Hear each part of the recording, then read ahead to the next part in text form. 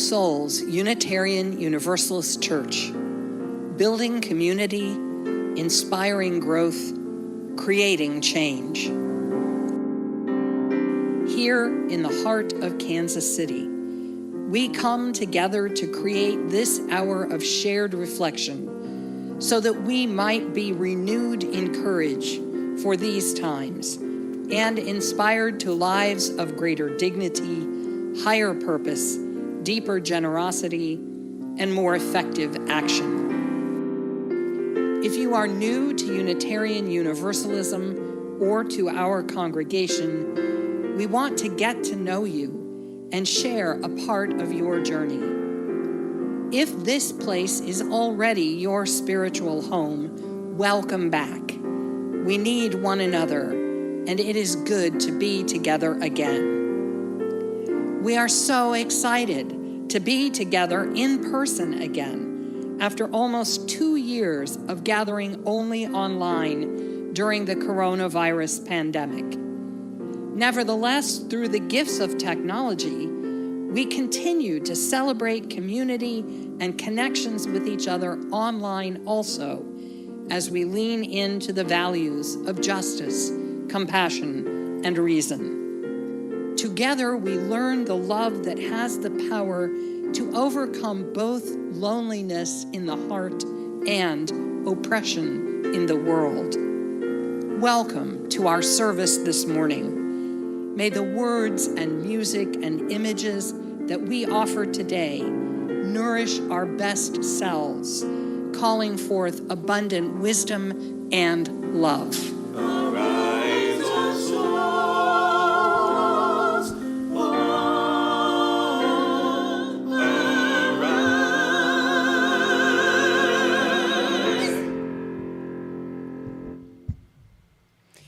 Good morning.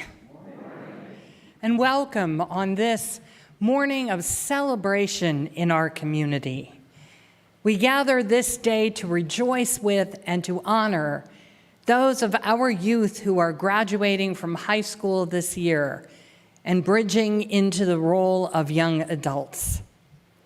This is a poignant and tender, as well as happy moment, when these who were beloved children among us take the next step into lives of maturing independence on paths of their own choosing. As our rising young adults complete the educational programs of their teen years and move in the direction of a larger world, we invite them and their parents and teachers to an opportunity for reflection on the impact that growing up here at All Souls has had on their lives thus far, on their memories and gratitudes, and their wishes and hopes for the future. We also invite them to consider formal membership in the congregation, if that is not something they have already claimed. It is impossible that we should cherish these and all the other children of our community without having in the corner of our minds the 19 children of Uvalde, Texas, or the 20 of Newtown, Connecticut, or all the other young lives cut short by mass shootings at schools in this nation who will never graduate or plan their futures or express thanks to their parents and teachers. All of them were precious and special, just as our own children are unique in the gifts they bring the world and the place they occupy in our hearts.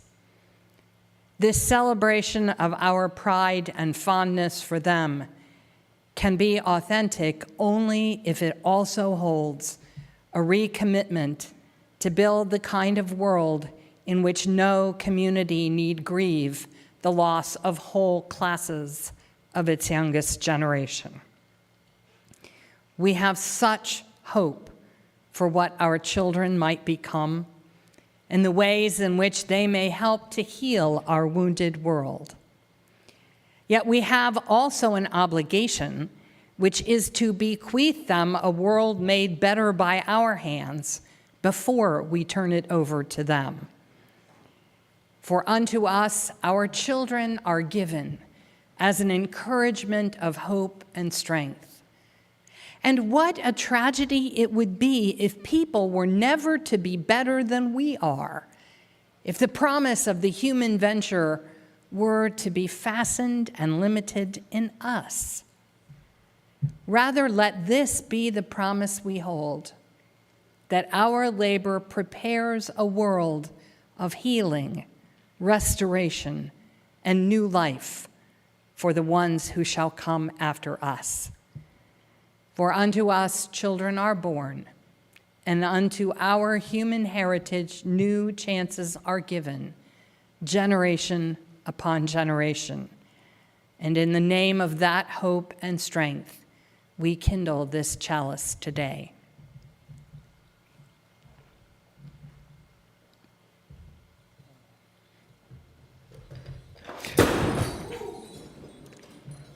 Okay.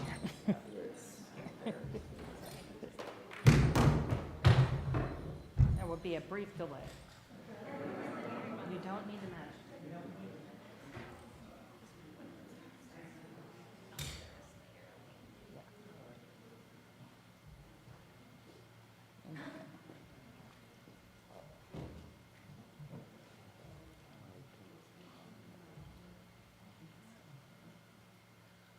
Sorry. Hold it in. Sorry.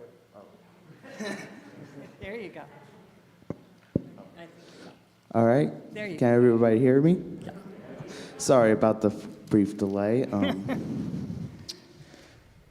Anyway, my name is Behry Brizendine, and I light this chalice for the right of conscience and the use of the democratic process within our congregations and in our society at large.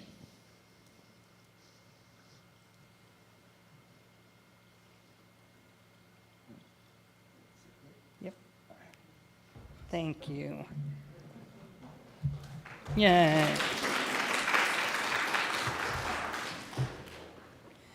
Now let's join together by standing and stretching out if you need a little room for your signing, and joining together in this little light of mine. Lynisa, you want to remind us what we're doing? Yeah, I'll review a few of the signs this morning, and I know we have some visitors today. So what we're going to do is just sort of a sign along. Don't worry if you don't know the signs. Just feel free to join in and copy the hand actions. The first sign we're going to do is going to stand for this little light of mine. It's the sign for candle. The next sign is my or mine. Then the song goes on and we talk about everywhere I go, I'm going to let it shine. We're going to go 3 different ways. First, we're going to walk. Then we're going to either ride our bike or drive our car or our scooter. It's a thumb up, and you just drive any way you want. Go any way you want. Then we're going to fly. It's this hand shape, which also means I love you. So we take our I love you plane and we fly it and we fly the other one. For building up our world, it's just one sign. We take our 2 hands and bring them together and then swirl them around. Then the sign for world, because we're going to be double emphasizing that. This is the hand shape. Non-dominant hand down low, dominant hand starts on top and goes around. And then the sign for shine. We're actually going to do it several different ways, but they're all easy. First way is this. Second way is this. And the third way, we're going to touch the back of our hand and then sparkle out. And at the end, we're going to get fancy and do both hands and bring it out in the air. All right, you ready to give it a try?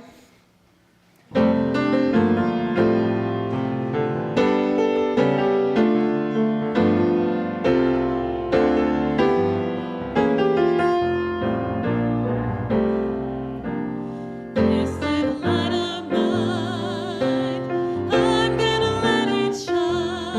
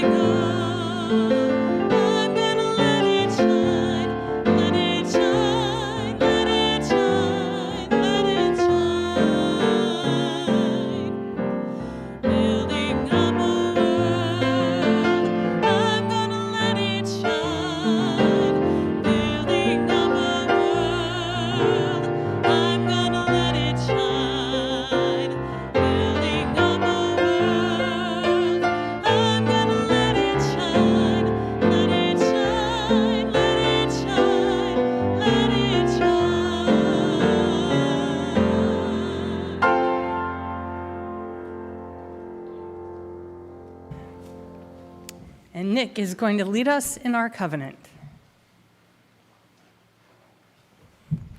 Hello. I'm Nick Brizendine, I'm Behry's brother, and I'd like to read the covenant for y'all today. Together we affirm, goodwill is the spirit of this church, and service is its law. This is our great covenant, to dwell together in peace, to seek the truth and love, and to help one another. Thank you. Let's stand and join together in the fire of commitment.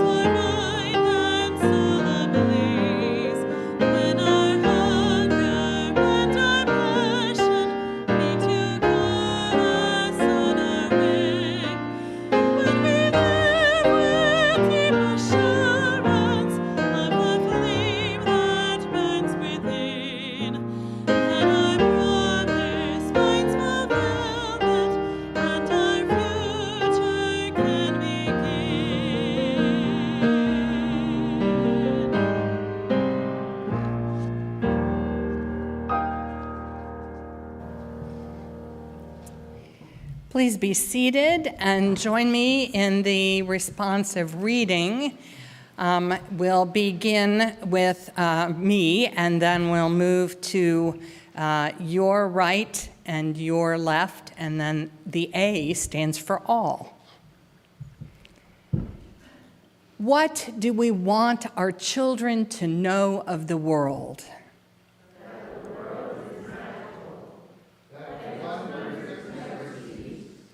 That its beauty is enormous. What do we want our children to know of life?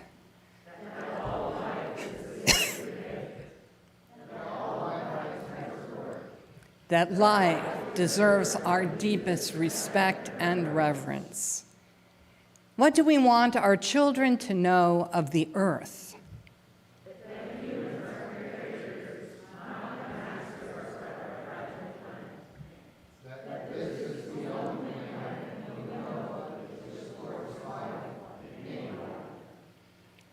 What do we want our children to know of ignorance?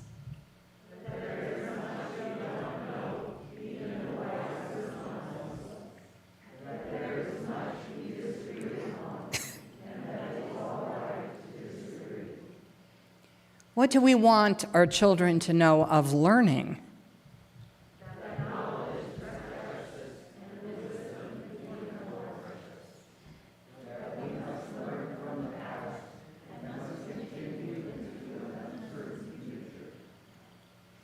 What do we want our children to know of choosing?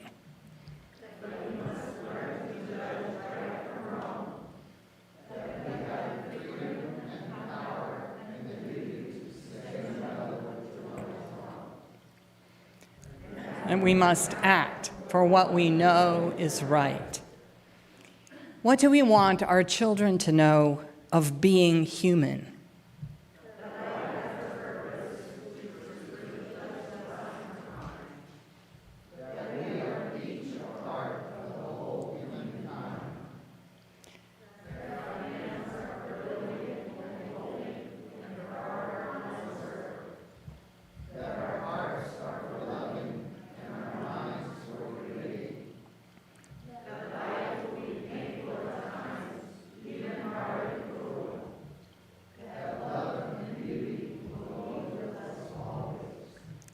And that what we give of ourselves will be its own reward. Now, those of our youngsters who are not staying for the graduation ceremony are now invited to leave for their classes with song.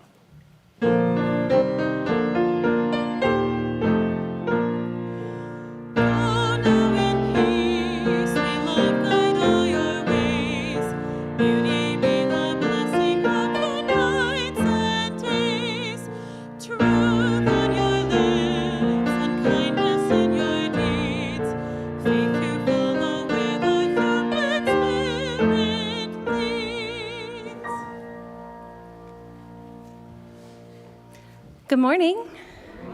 Today we are celebrating 3 incredible teens who have recently graduated high school. It is my pleasure to introduce to you, and please stand, Nick Brizendine, Behry Brizendine, and Isaac Robinson. Give a wave, guys.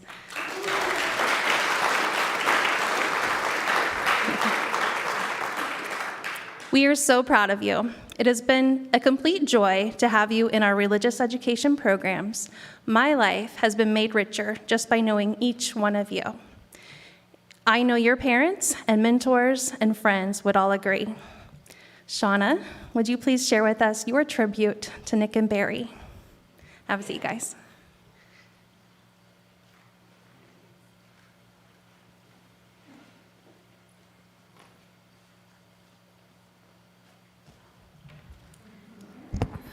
Can you see me? Good morning. My name is Shauna Fortunato, and I'm here today to give tribute to my sons, Berenger Gray and Nikolai Fearing. They are crossing the bridge today from youth to young adulthood in our congregation. They are taking with them the knowledge and truths they have learned from their experiences at school, home, and our church, All Souls. Heading on a new journey into adulthood, we honor you, Nick and Behry.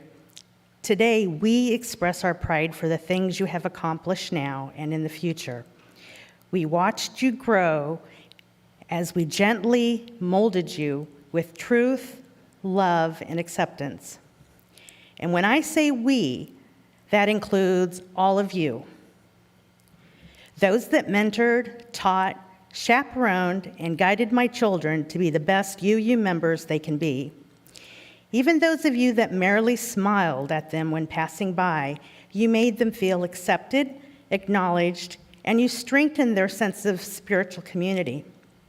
We also includes Judith, who loved my boys unconditionally, and we also includes Wendy, whom filled the shoes of an absent father. We all did this together. Now, so you can get to know Nick and Behry a little better, I want to share some things about them. For those who don't know and never suspected by mere resemblance, Nick and Behry are twins, or womb mates, as I call them. They have always had each other, and they shared a lot of the same experiences, but both possess completely unique qualities and interests. First, I will be talking about Nick. Nick has been playing the viola since middle school, and this year he earned a spot with the Kansas City, Kansas School District Orchestra. He also went to state where he performed with his school orchestra and also performed as a soloist. Nick was heavily involved in his high school robotics team, where he was able to use his passion for creating tools and his interest in technology to build robots. He was also elected to be the team captain. Nick recently graduated from J.C. Harmon with Diploma Plus, which means that he graduated with college credits. He studied within the ACE Academy, which stands for Architecture, Construction, and Engineering. Nick enjoys exploring the woods, making pottery, and anything to do with chemistry. He is currently working at Kaleidoscope's ice cream shop, and he plans to study culinary arts at Kansas City, Kansas Community College this fall. And now Behry. Behry is very creative. He likes to make full-face masks. He's made them from all different materials, from his first cardboard Minecraft creeper mask to the delicate and beautiful ceramic masks he's made in high school. He is also very talented at drawing cartoons. Behry is also musically talented. He plays the cello, ukulele, and the electric guitar. Behry was also a proud member of the LGBT+ club at school. He enjoys working on cars, playing video games, and he holds a special bond with our dog, Astro. Behry is currently working in Edgerton, Kansas this summer at a summer camp for kids. Behry's biggest moment in life was graduating from J.C. Harmon High School with Diploma Plus. He studied in the Academy of Business, Finance, and Information Technology, and is also planning on attending Kansas City, Kansas Community College in the fall. You may wonder why this achievement was such a monumental part of Behry's life. Well, you see, when Behry was 3 years old, he was diagnosed with autism. But with early intervention and a lot of hard work, he achieved what many with autism never do. His perseverance led him to achieve things that surpassed my wildest dreams. This winding journey through high school that Nick and Behry traveled brought lots of moments of joy and happiness, but it also came with a dark side. School for them brought experience that no child should have to endure, like the loss of friends and classmates due to unfortunate deaths or murder, or the experience of having your school targeted by a drive-by shooter while you're still in class. The endless fights in the halls that sometimes turn violent. School for them was not safe, and I must admit, I'm so glad it's over. But they endured with grace, and they still have their kind and gentle soul. They don't cast judgments, and they still view the world with compassionate eyes. For this, I am so proud of you, Nick and Behry, and I know now that you have the foundations to cross the bridge from youth to young adulthood and become extraordinary men with extraordinary talents. Thank you.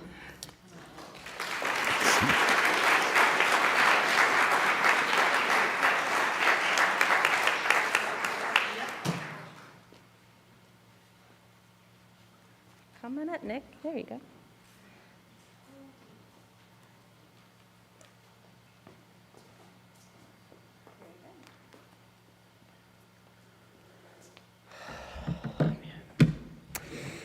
Good morning, everyone. I'd like to start, before I say this, I'd like to thank every one of you guys for coming out today to help celebrate, not just me, but, my wonderful brother and my wonderful friend, Isaac, over there. Take your mask off. Okay. All right, let's try that again, why don't we? Okay, well, like I'd said, I'd like to thank every single one of you guys for coming out here today. I know it's probably would have just been a regular church service if it wasn't for this, but it still really means a lot that you guys as a community are here celebrating us. It It just means a lot. Thank you. Let's get to the actual speech, why don't we? So my entry into All Souls was admittedly kind of abrupt. Little me really didn't even know what a UU was until probably about 10 minutes before I entered our first UU church, which was actually Smooch over in Lenexa. I remember us sitting in the parking lot out there. We were just trying to half explain to us what UUs were and what kind of a church we were exploring that day, and half trying to figure out why the parking lot was extremely empty, only to realize we were extremely early.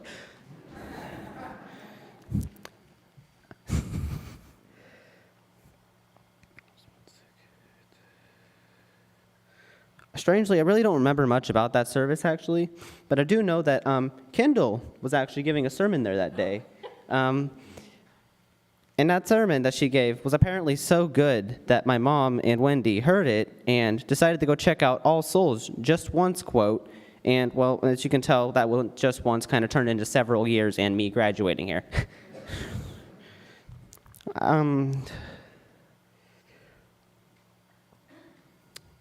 I truly believe that the religious education program here probably is one of the biggest influences in my life.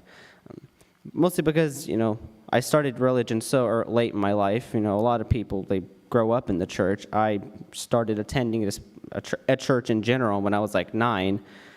So having a program like this, I think, really did put me off on a good start and kind of helped me put me on a good track for a relatively good spiritual belief system.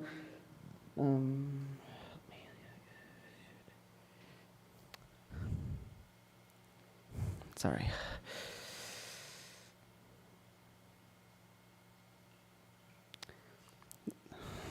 Sorry about that. A lot of the topics that we talked about in our this is going. A lot of the subjects that we talked about in our Sunday school classes every Sunday brought about subjects that would be considered really hard to talk about in any other circumstance, but really helped me put the principles of our UU faith into light and oh my gosh.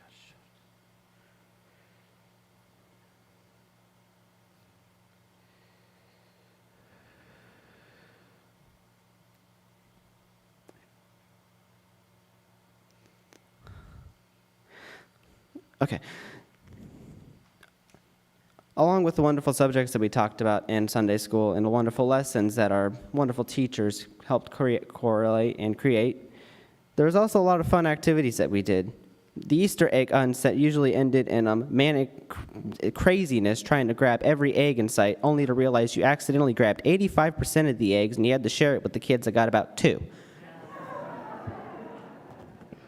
There's also the wonderful Harry Potter camp where, on top of all the butterbeards and the Hogsmeade and the just overall trying to figure out whether or not the wand was actually going to choose you or not, we learned about cultures from around the world and had wonderful storytellers come in and tell us really cool stories about the legends from these cultures. And then there was that one time where they brought the zoo in and we got to pet some animals I'd never even seen before.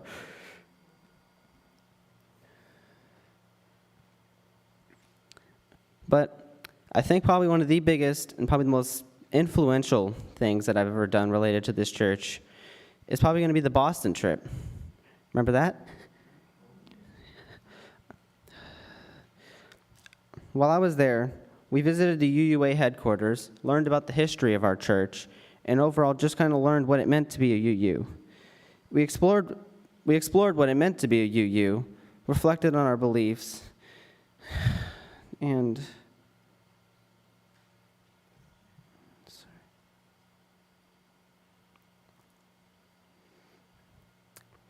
we learned about the history of our beliefs, from the ties from the early history of our government and our country as a whole, to its great influences in the civil rights movement, allowing people of different colors and different sexualities to finally be who they want to be and not have to hide anymore. But I think most important of all, not just for our religious education program here, I do think that just this whole congregation is probably one of the most important things to me. Just being able to come to a community that actually accepts me, accepts my parents, accepts my friends, And just overall, it's just probably one of the most welcoming communities that I've ever seen in such a hard and cruel world that it seems like I live in. It really does mean a lot that I get to speak and just share my thoughts in a community that's not going to ostracize me for disagreeing with them or just shun me. So I'd like to thank every single one of you, and I mean every single one of you, for being out here and supporting me all these years and supporting all of our wonderful youth and all the teachers that helped taught us all these years and taught us those wonderful lessons and molded us with truth and love for my entire life. Thank you, everybody.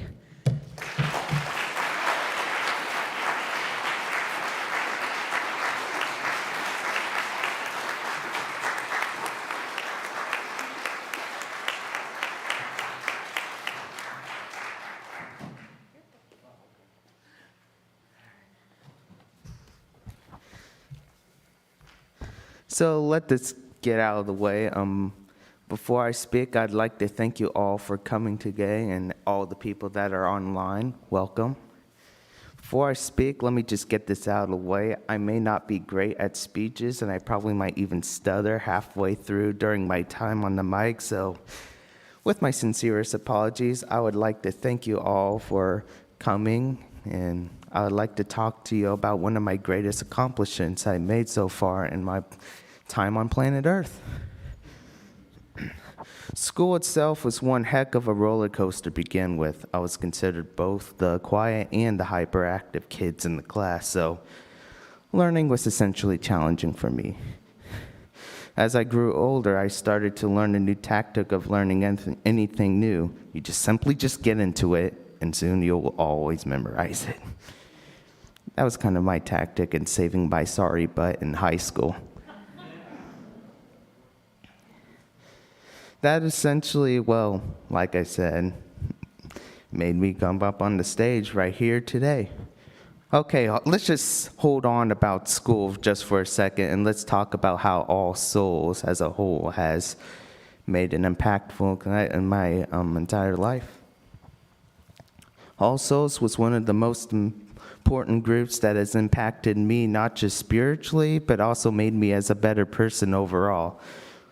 When my brother and I were growing up, we actually went to our grandmother's church every single week, and were essentially taught about if you question the Bible, you go straight to hell.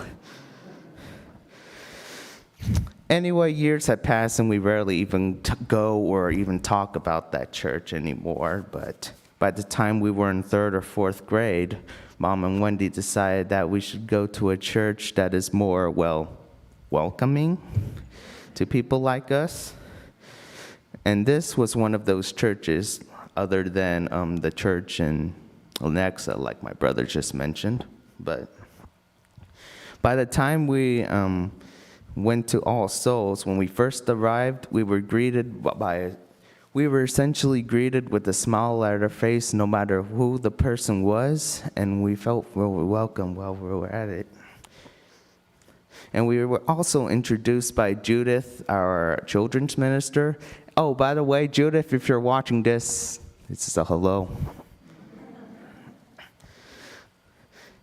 She introduced us to all of the nice teachers downstairs, and later would become a major role into me and my brother's life. All Souls essentially became our second home. We studied different religions and even compared them to how different and similar they are. We pretty much learned the roots to the current days of each religion and culture, and see how far they change. If you ask me, it's personally fascinating. Learning all of this helped me understand about what people do and why they do it, and it helps me understand as, excuse me for a second. Basically learning this helps me understand not as what other people do, but also helps understand myself as an individual. Because the more I understand others, the more I can understand myself. And the teachers were definitely a huge part in taking those steps. And again, I would like to thank the teachers out there for making this all possible. From the beginning of the trip to the trip of our coming of age in Boston, to this very day and beyond, I would like to give a big thanks to Judith and to all of the teachers who are there for us and help better understand ourselves as well as others. I would never have personally known what I would have known if we never even got to meet you all. And for once again, I'd like to thank everyone.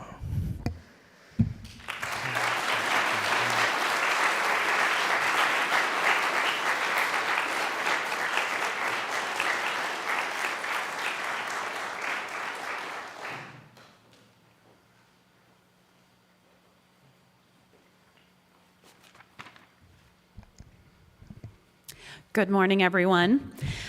I am here to talk to you about Isaac Robinson. So, a long time ago, Lynisa, his mom, asked me to take him on as a student. And he was very young, about 8 years old, and I said, I don't take students, younger than 10 or 11. And I said, well, what if we had a trial lesson? And so we had that first trial lesson, and then Lynisa and I spoke after the first lesson, and she said, well, what do you think? And I was like, oh, there's no doubt in my mind we're going to have weekly lessons from here on out. So Isaac is the lone sole exception to my rule and has remained so up until this point. I have a philosophy that I don't want to take younger students because they won't get the benefit of lessons. It's not worth the money. But then Isaac came along, and it was so different from anything else I'd ever experienced. And I also want to thank Lynisa for asking me to speak about Isaac today, because he's a pretty incredible human being, and it's an honor knowing him, your entire family, and watching him grow into the young adult that he is. I want to share what it's like to have a typical voice lesson with Isaac. And not that there is any such thing as a true typical voice lesson with Isaac. And I know that when Lynisa comes over, that she can hear us giggling and laughing and talking, and I wonder sometimes if she thinks we're actually getting any work done. But we are, and you see that in how talented he has become.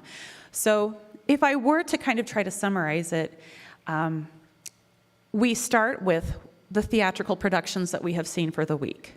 And when you think that surely he hasn't seen a show every week, I will tell you, oh, he has seen at least one, and perhaps some movie musicals, and he knows more about musical theater than I do. So we have a good, hearty dialogue on theater and music and dance, and that's how we kick off the lesson and share our experiences. And we analyze shows and what we think and how the performances were. And we have done this for a decade. And so that's how we usually start.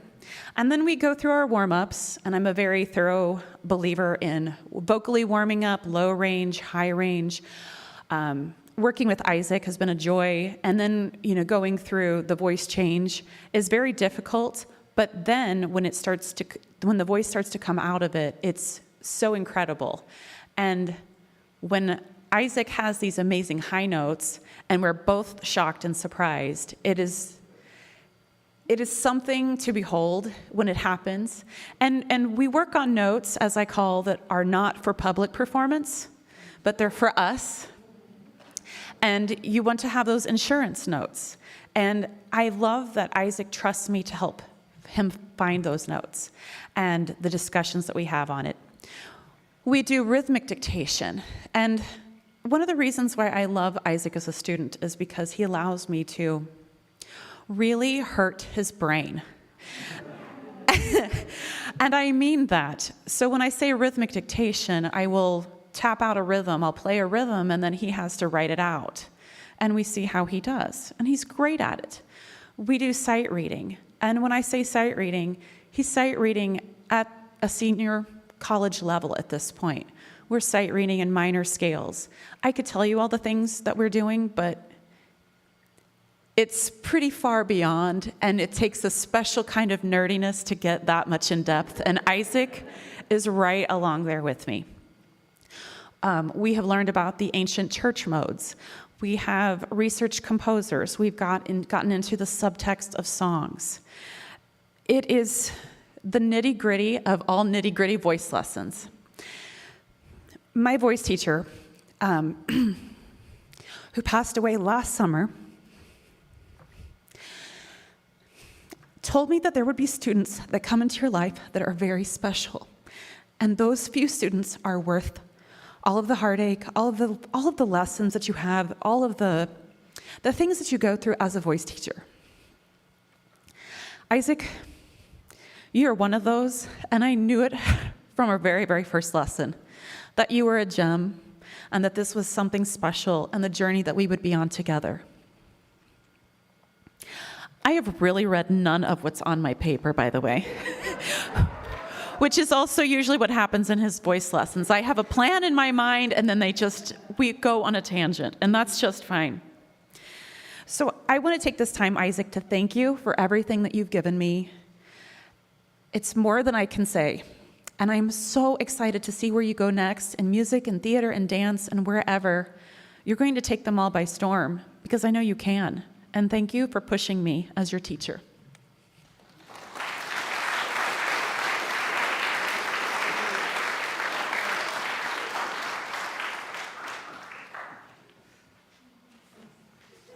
Oh, you're not done, mister. It wasn't just that we were asked again to be mentors. It was that we were asked again to be mentors for Isaac. I can remember seeing a very young Isaac Robinson on Facebook. It was a tutorial video on tying one shoe. Hey guys, I'm going to show you how to tie your shoes. And first we start with a little cross. Let's see here. Anyway, then you make a little loop. Then you fling this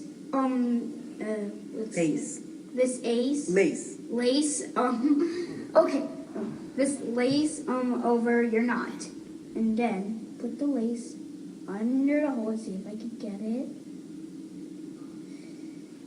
All right, I think I got it, and boom! There you go. See you guys later. See if you could do. There'll be more videos if my daddy can make more. So, like, I'll play Minecraft and, yeah, all that stuff. Bye. As you can see, the Isaac I first saw spoke with clarity, honesty, humor, hope, and panache. Boom! Little did Isaac know how much he would touch our lives on so many levels for the years to come. As many of you know, one of the objectives as a mentor in the Coming of Age program is to help a new friend write their credo. When we began meeting with Isaac about his credo, it seemed we talked about everything but his credo. We had everything in common: our love for theater, music, musical theater, dance, video games, Shakespeare, and much more. Little did I know we were writing his credo the whole time. Isaac's ability to grasp the true meaning of a poem, a sonnet, a monologue, or a dance as a soloist or part of a group is a natural talent. Isaac's passion is to read between the lines or see between the movement. When Isaac presented his credo, we learned none of his beliefs would exist without the power of creation. He wrote, "In fact, none of us would exist without the power of creation. We create through many ways, through words, visuals, sound, and even our daily tasks." He says, "I have an analogy called the creation car analogy. Creation is the car. Creativity is the engine. Imagination is the garage. You open the garage door, expression is the driveway, and your destination is your purpose in life. My destination is inspiration. Every human has a different purpose or destination. I'm finding out more factors that I can add to and go beyond this analogy. Well, we can certainly see his instruction manual for creativity as a natural succession to his DIY shoe tying video. David, Lynisa, thank you for giving Sarah, Anthony, and me the honor of offering this graduation tribute this morning to Isaac. Today we celebrate Isaac's ability to reach out and make all around him know how deeply he cares. His love is given without prejudice or preconception and always unconditionally. Isaac, it's been a pleasure watching you grow artistically in all your endeavors on almost every stage here in Kansas City. And it has been even a greater joy watching your spiritual journey here at All Souls. We're very proud to have been a small part of that journey. Congratulations on your graduation.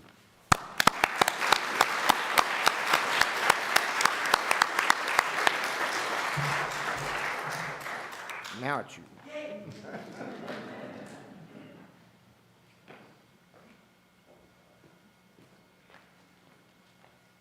I went through like 40 different emotions in that span of time. Oh my God. All right, so I was actually a little stumped on what to do with this speech, so I ended up talking to Melanie about it, and she suggested that I shout out all of the All Souls peers and mentors that have contributed in some way towards getting me to where I am today.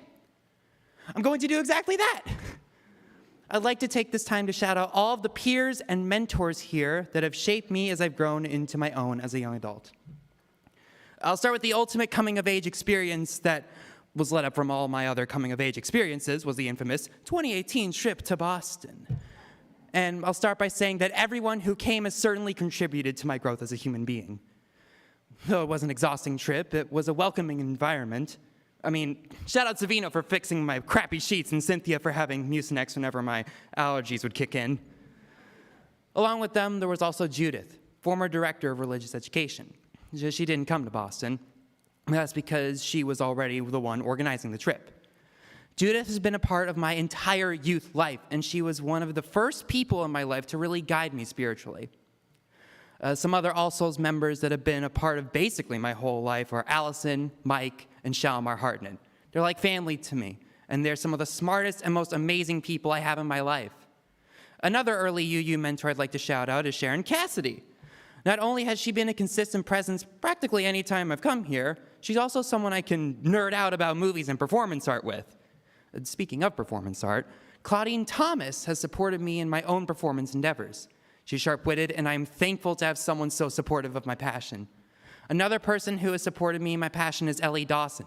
She has come to my shows numerous times and has been a delight in my life for years and years. Continuing the theme of performing, someone who has been a mentor for me in that specific field is Anthony Edwards. He's been the best choir director that anyone could ask for, and an absolute joy to be around, and has assembled the absolute greatest choir in town. So shout out to all of them too. Another choir that has meant a lot to me here is the children's choir. I grew up being a part of it, and I'm glad to see it continuing to this day. It brings me joy to see a place in this church where younger individuals can sing and experience a choir setting. The most literal mentor I've had here is Scott Hensey. He was my mentor during my coming of age time and credo development, and has been someone I have looked up to ever since. Speaking of literal mentors, all of the RE teachers I've gotten to experience over the years deserve shout-outs too, specifically the ones I've had most recently. Jason, Cynthia, again, Dan, Tracy, Carrie, and Bernie. Especially Bernie, because he was our dungeon master for D&D night during the 2020 pandemic. Literal mentors aside, Mark Gibbons has made me feel welcome in another group as of late. The Hunger Outreach team and everyone involved in it are immaculate human beings, and I've been helping them out whenever I can. There are lots of ways that y'all can join us, so feel free to come ask about it after the service. Lastly, anything but leastly, Sarah LaBarr was and still is my vocal teacher ever since I was young. She has meant the world to me, And I cannot thank her enough for guiding me and my voice for years on end. This church has been such a welcoming place for me and for all of my life. And I thank this community for helping me shape who I am today. Thank you.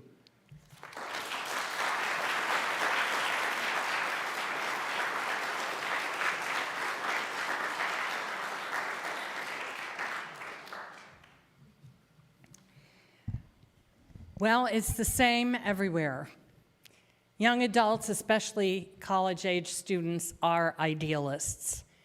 They think they can change the world.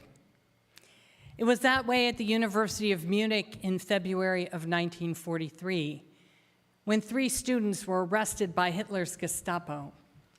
Hans Scholl was in medical school, preparing to become a doctor.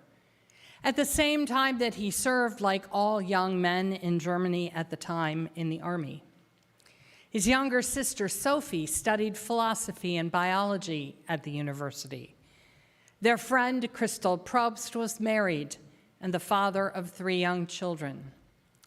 4 days after their arrest, after interrogation and a pro forma trial, the 3 of them were beheaded at München-Stadelheim prison. They were executed for daring to stand up and speak out against the tyranny of the Nazis.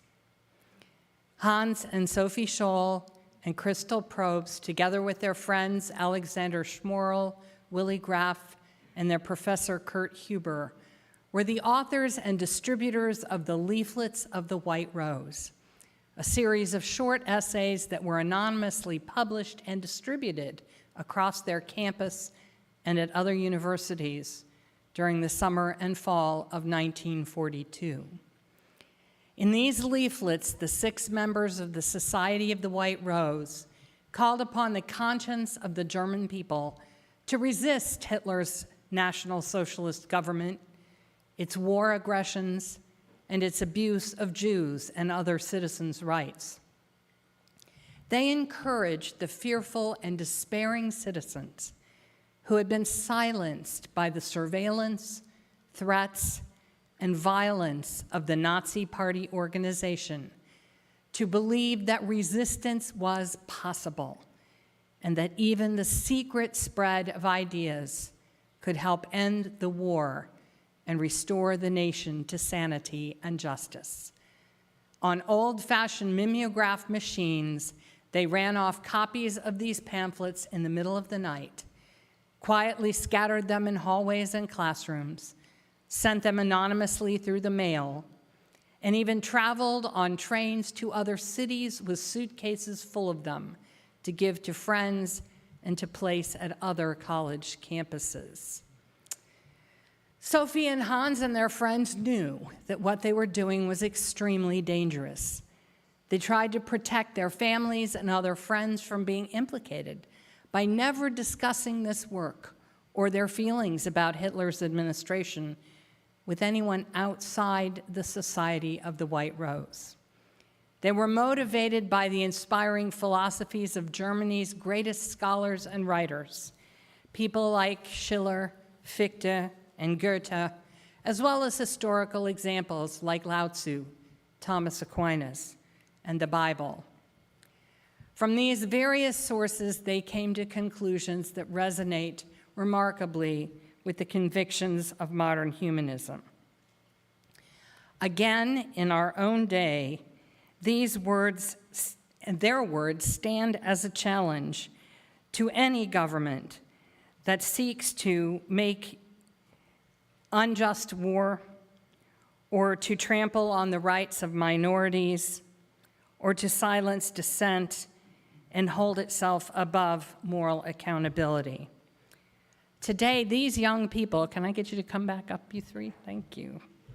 Today, these young people of our community declare themselves, as we have taught them to be, the authors of their own thoughtful convictions, nurtured by the heritage of our love and the human endeavor, but fundamentally free. Hi, dears. There you are. Hi. There is so little that we can promise you today about the future. Not even that the time may not yet come soon when the price of freedom and integrity would once again be life itself. On this day, I invite you to become heirs of the White Rose Society, to embrace in clarity and pride what you authentically believe, and to follow fearlessly wherever reason and conscience lead you in the years to come, to act with courage on your values as they call you to serve humanity and the highest good. This book is the story of Sophie and Hans Scholl and their white rose. May the spirit that was in them and those who worked and died with them be in you also, that with the so that the white rose of human dignity, integrity, and freedom shall bloom in your life and be a sign and blessing to all the world.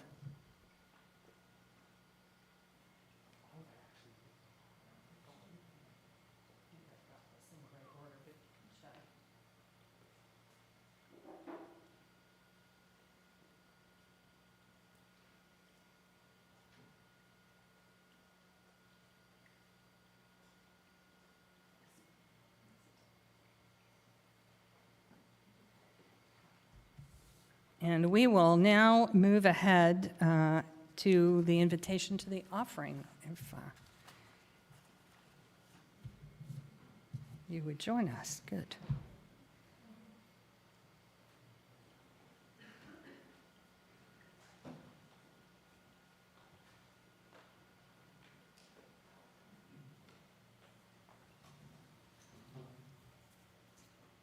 Good morning. I'm Cynthia Butcher, and I am up here to explain that today is the last offering of the fiscal year for the Religious Education and Music Department.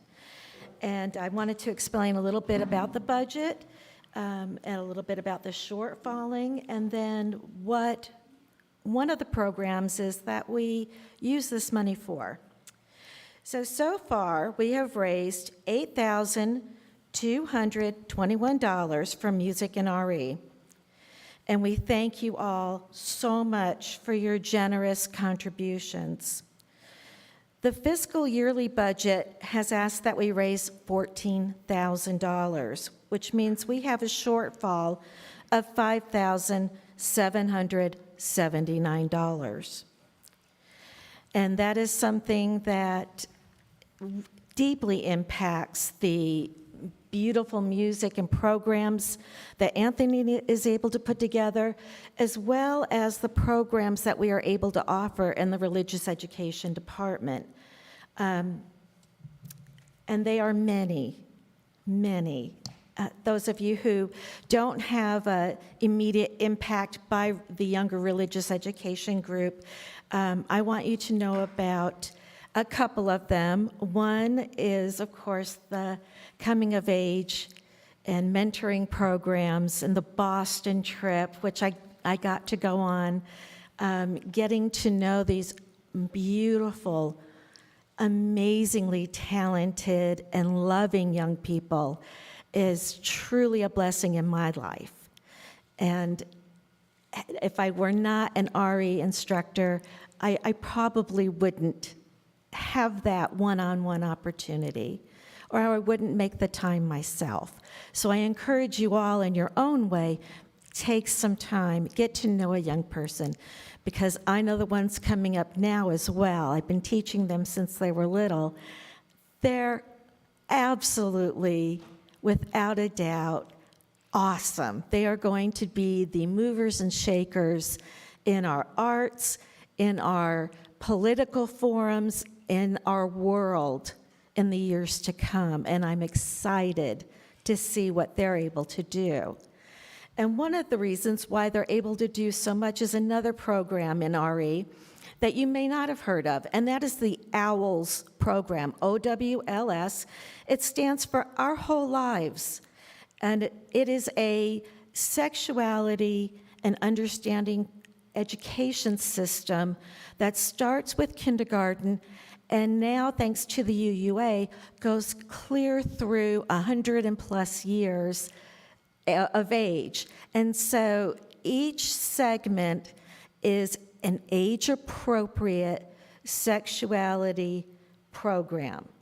Now, if you are of my generation, back in my day, the only education we got was the maturation program at school, right in 5th grade, where they put the girls in one room and the boys in the other and explain that your bodies are going to change. And oh, by the way, here's a sanitary product and a belt. And that, and that was it.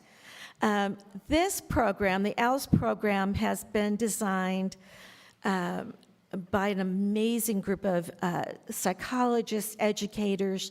It is so age appropriate, and it starts with, this is my body. These are the proper names of my body parts. This is what a good touch is. This is what a bad touch might feel like. And this is how I tell the difference. And this is who I tell, or what I say, if that happens. So it starts very appropriate. We teach our kindergartners to, beware of strangers and those kinds of things, but this takes it one more step. And as the children develop in their own maturity, the program develops with them, and it helps them to explore who they are, what they feel, and who they might eventually fall in love with, and what boundaries they should set for themselves. And as a facilitator in the ALS program, I get to help them develop their concept of self. And we are facilitators. We are not teachers. We are not educators. We are facilitators because we are helping them to understand maybe what some of them already know, or what they are coming to understand in themselves. It is a discussion group. Parents are involved.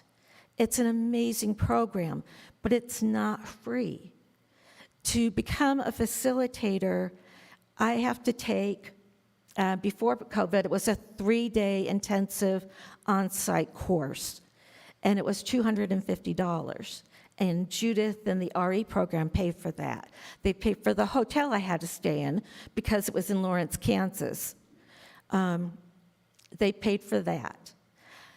The coming education program for the facilitators is this summer.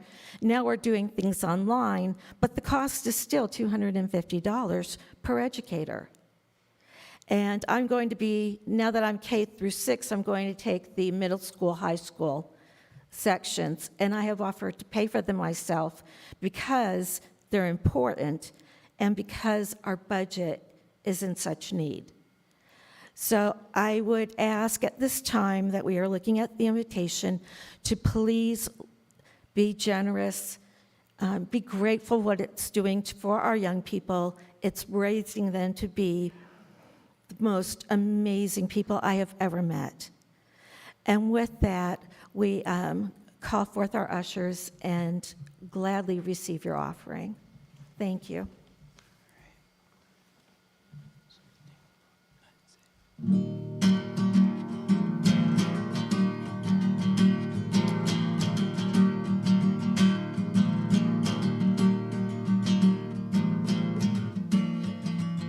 I saw it written and I saw it say, a pink moon is on its way, and none of you stand so tall. A pink moon about to get you all. It's a pink moon. There's a pink moon. A pink, pink, pink, pink, pink moon.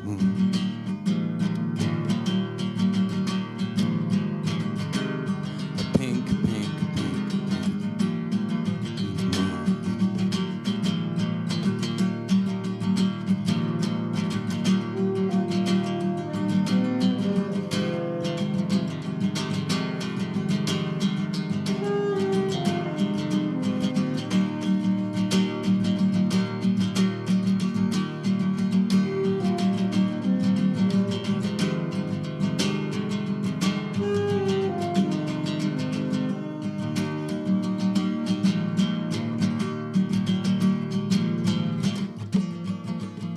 I saw it written and I saw it say, a pink moon is on its way, and none of you stand so tall. A pink moon's about to get you all. It's a pink moon, yeah, it's a pink moon.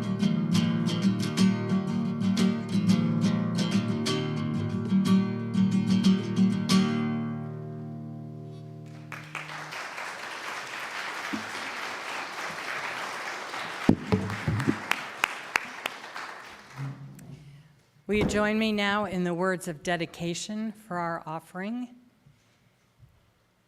We dedicate our offerings and our actions to the mission at the heart of this congregation, to build a respectful, caring community, to inspire personal and spiritual growth, and to create change toward a just and compassionate society.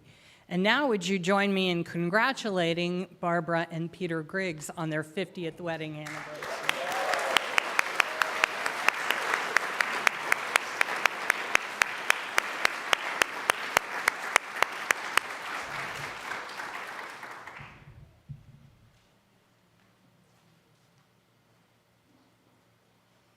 All right. Isaac, Nick, and Behry are crossing the bridge from adolescence into adulthood. This is the time in our church where we formally recognize the transition of leaving the youth community and finding one's place among the young adult community. It's a transition that can be both joyful, sad, and challenging. As part of this bridging ceremony, I want to share a reading by UU minister Barbara Hebner. It is entitled, A Hope Realized. Hope is a slender thread that we shoot across the abyss of despair, so that we may later haul across the ropes of reality. We are not meant to swing across the chasm on glimmering gossamer strands of hope. They are there to guide us as we do the hard work of building the bridges upon which we all may walk across for generations to come. Building bridges is grubby and unglamorous, expensive and time-consuming. But that's what gets us across. And for that, we need companionship and community. Look around you. Everything good you see is a hope realized. Nick, Behry, and Isaac, you are each a hope realized in our lives. We commit today to support you and to support your hopes for the future. We thank you for the memories of fellowship and the joy you have all shared. Those moments we will always cherish. We give our thanks as you move into making your own choices about your life decisions. Live your life with awareness and attention. The journey ahead will sometimes be complicated, perhaps at times feeling uncertain, and assuredly your calendars will become bedazzled with deadlines. Remember in those times the lessons you have learned here at All Souls. You are unique. You are important. You deserve to be treated fairly and kindly. You are a vessel of ever-expanding knowledge. You are free to search for what is true and right in your life. You can now participate in our systems of democracy. You can work for a peaceful, fair, and free world. You can choose to care for this home we all share. May you continue to grow in mind and spirit and body, forever our friend. This time of transition is not farewell. However, your path forward is bound to broaden. We are giving you a travel mug with a symbol of a chalice to remind you that no matter how far you travel, there is always a place for you here at All Souls. May you walk out these doors knowing that within these walls, you will always have a spiritual home and a community that celebrates you. Also, we are giving you this incredibly beautiful chalice to remind you that there is always a light burning for you, not only here at All Souls, but wherever you are. May the glow of this flame brighten your journey so that you may discover a fulfilling life that expands the common good in the world. All right. Will we do the reading? Okay. Now, as we say together the congregational response, those of you on the inside aisles will be receiving a thread. Please build the bridge as we sail together. And join me now in a vowing. All right. We welcome you into the adult community of all souls. For your individual talents and gifts, we welcome you.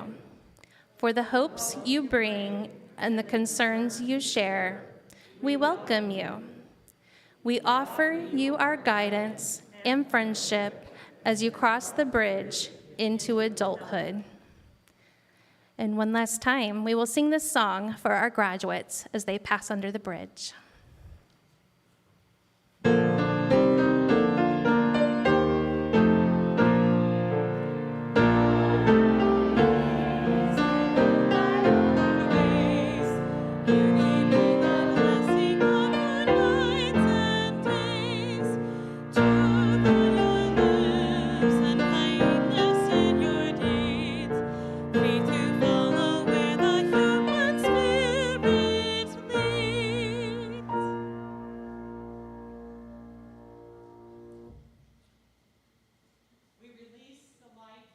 Chalice flame, sending the light of truth, the warmth of community, and the fire of commitment out into the world.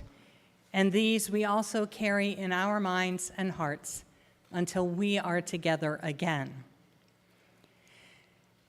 We invite you now to join us in greeting our graduates and our previous Minister of Religious Education, the Reverend Judith Cady, whose retirement lunch will be celebrated today.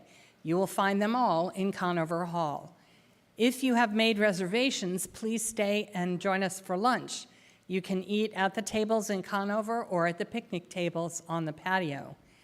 We hope that you will be with us next week to learn more about our plans for the summer and the coming year as we lean into leadership transition and cultural and generational change. And speaking of change, don't forget that summer hours begin next week with sharing of their personal odyssey by one of our members at 9:30 here in Conover and our service at 10:30 in Bragg Auditorium. So let's be brave and faithful to serve the good in the world and look forward to seeing each other then. Blessed be.